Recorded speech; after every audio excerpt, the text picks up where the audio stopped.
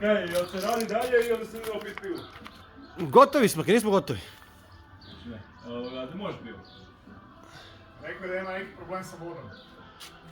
To mi treba neki visokotlačni tester. To bi bilo više nego dosta...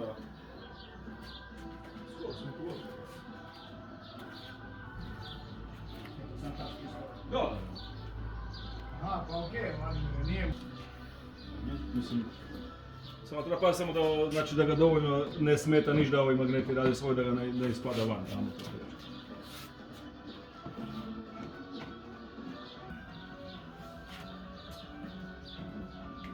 Vladimir, znaš šta trebaš slikat?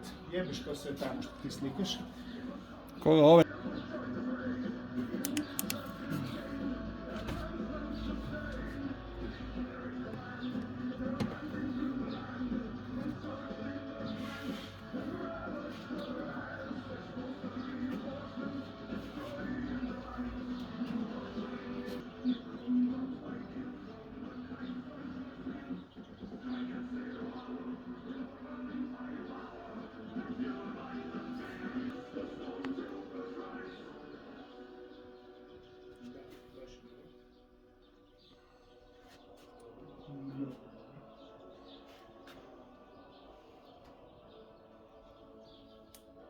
Jesu ovo legalne ledice ili nelegalne ledice? Nelegalno.